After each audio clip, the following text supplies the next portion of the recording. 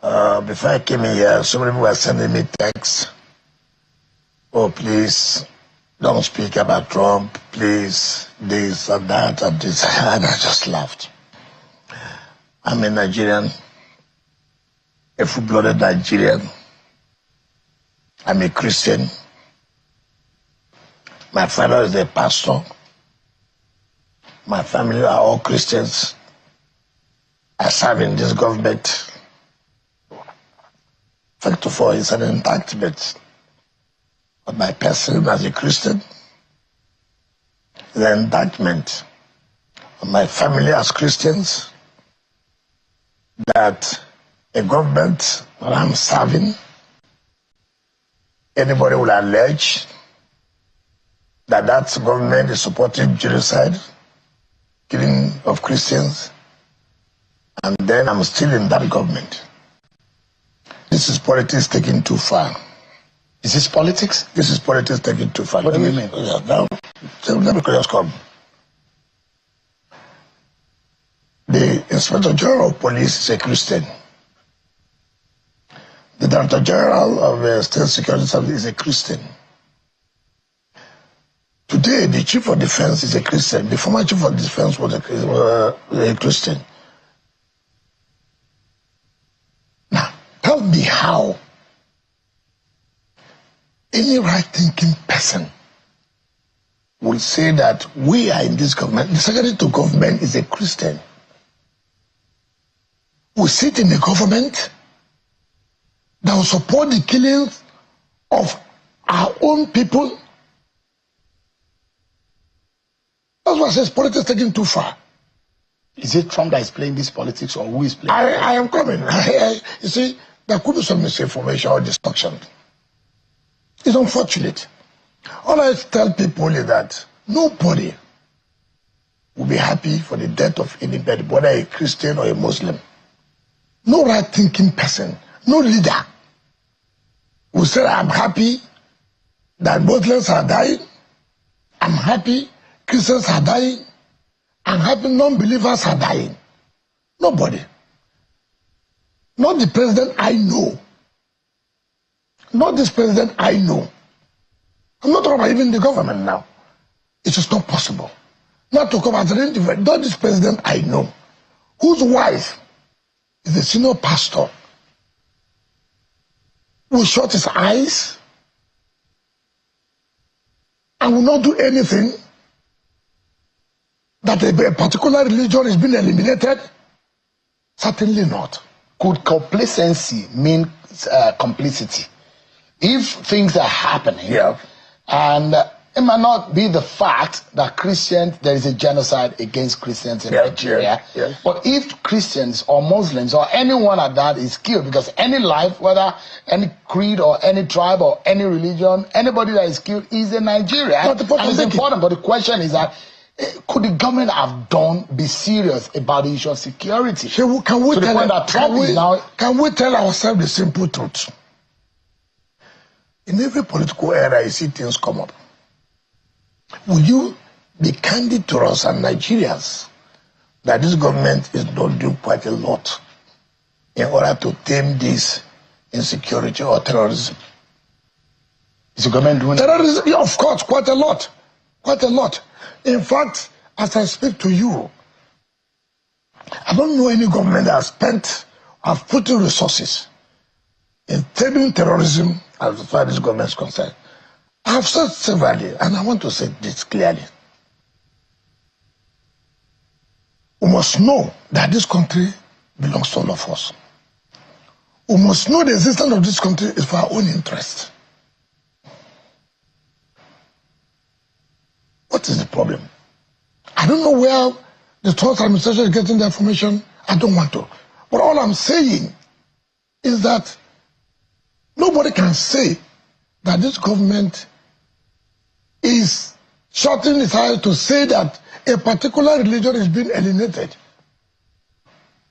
A particular religion is being put as, it's not correct. And that's what I'm trying to say. I'm not happy that terrorists are killing our people. Terrorists are killing Christians. Terrorists are killing Muslims. Terrorists are killing non-believers. And the government has come and president and said, look, the president I know. In fact, one of the reasons why some of us supported him, when we were talking about Muslim ticket, we said, no, it is not this kind of person we know. They are track records. That is not an extremist. And that's why he was able to say, I'm marrying a Christian. How can you have a wife and children, and then you go and shut your eyes where they have been eliminated? So right now, there's serious buzz all over Nigeria and even internationally after US President Donald Trump made a very strong statement accusing Nigeria of allowing what he called a Christian genocide. His words have caused a wave of reactions everywhere, and one of the loudest responses came from Nigeria's own FCT Minister Nyesom Wike, who said Trump's statement was politics taken too far. Now, let's break this down together. Trump, in a recent statement, said that the Nigerian government is not doing enough to protect Christians, and that he was even ready to take military action to stop the killings. He also said the United States would reconsider any aid or support to Nigeria if things didn't change. Those are really heavy words, and you can imagine the kind of tension they created between both countries. But almost immediately, Wike stepped forward to reject that claim completely. He said, Trump's comment is unfair, wrong, and dangerous. He explained that Nigeria is not a country that promotes any form of religious violence. He said many Christians in Nigeria hold top offices, from the Inspector General of Police to the heads of security agencies, and that no responsible leader would ever support or allow the killing of Christians. Now, before I go further, please pause and like this video right now, subscribe if you haven't, and turn on the bell for more updates like this.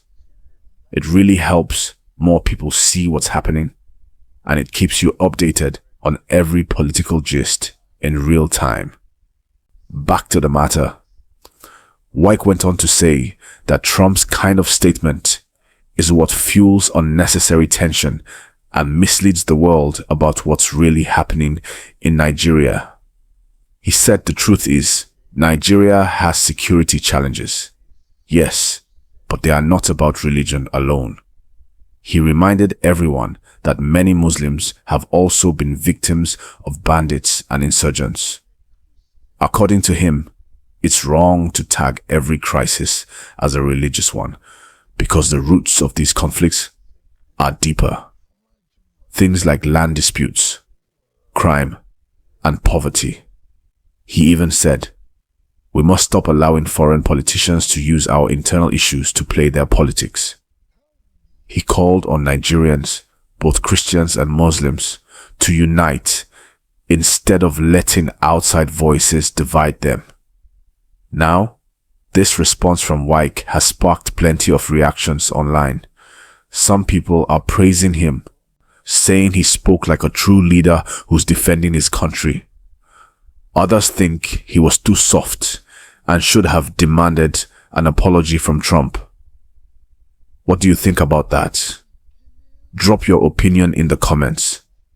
Do you agree with Wike's approach, or do you think Nigeria should have responded more strongly? I really want to know what you think. Now, this whole situation has become a major talking point for both local and international media. Trump's claim of Christian genocide makes it sound like the Nigerian government is failing to act, or worse, turning a blind eye. And that's why this issue is so sensitive. For the Nigerian government, and even for Wike as a senior figure, it's not just about defending religion. It's about defending the country's image before the world. Because let's be honest, words like genocide carry very serious meanings. It's not something any country wants attached to its name. And for Trump, a former US president, to make such a claim, it immediately gets global attention. That's why Wike said, this is politics taken too far. He believes Trump is trying to use Nigeria's name for political advantage, especially as he's back in the spotlight in America, possibly gearing up for his political comeback. Now think about it. Nigeria and the US have always had a complicated relationship when it comes to foreign policy. The US is one of Nigeria's biggest trade partners. But whenever there's political tension, it can affect everything, from trade deals to international image to foreign investments. That's why this story is not just about words. It could have long-term effects. If you're still watching, don't forget, like this video, subscribe now, and share it with someone who follows political updates. The more you engage, the more we can keep bringing you reliable stories that matter. Now, let's talk about what Nigerians are saying. Some Nigerians, especially in the Christian community, believe Trump is only echoing what they've been feeling, that their communities have suffered too long from attacks that never seem to end. Others say Trump doesn't understand the complexities of Nigeria's issues, and that making such comments from far away does more harm than good. Meanwhile, Nigeria's foreign ministry also stepped in and rejected Trump's threat. They said Nigeria is a sovereign nation and no country has the right to threaten military action over internal issues. They also stated clearly that the Nigerian government is doing all it can to protect every citizen, regardless of religion. Wike's reaction fits into that same tone, defending sovereignty, calling for unity, and rejecting what he called foreign exaggeration. But there's also a political angle to this. Wike has always been very vocal and sometimes controversial. So when he speaks on an issue like this, people listen.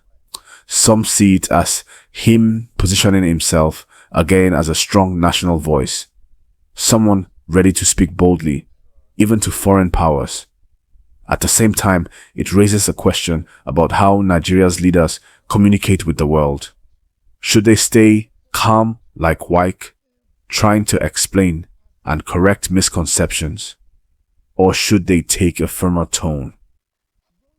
Some analysts think a firm response might make international actors more careful before speaking on Nigeria's matters. Others say diplomacy and explanation are better because anger can create new problems. By the way, before we go deeper, if you've not yet liked this video, please do that now. Subscribe and turn on the notification bell so you don't miss the next update. Because this story is developing fast and I'll be following it closely. Now, another layer to this story is how people are reading political meanings into it. Some Nigerians say Trump's comment is not just about religion. It might also be connected to his political agenda in the US, where he often uses strong religious narratives to rally his supporters. So, his mention of Nigeria might not really be about Nigeria at all, but about his own political positioning back home. Still, the effects are real here. Already, international organizations are picking up the story. Some are even calling for investigations, while others are defending Nigeria and saying the situation is complex and needs understanding, not threats. For Wike, this was a moment to step up. He said, "We cannot allow anyone to use religion to paint our country black." He said, "Leaders must speak boldly whenever such claims arise, because silence could make people believe false narratives." Let's pause again for a quick engagement. I want to hear from you. Do you think Wike spoke the truth? Or do you think Nigeria's leaders are being too defensive? Comment your thoughts down below, because this topic is one everyone seems to have an opinion on. Now, to wrap up this gist, the whole controversy shows how fragile international politics can be.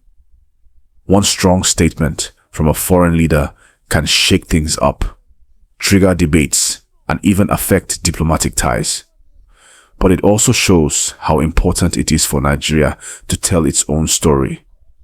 Wike's response might not please everyone, but it made one point clear: that Nigeria won't just sit back and accept damaging labels from anyone, no matter how powerful. His message is, yes, Nigeria has challenges, but don't twist them into something they are not. And that's the real heart of this gist. So, if you enjoyed this breakdown, please like this video, subscribe right now if you haven't, and share it to help others understand the full story, not just the headlines.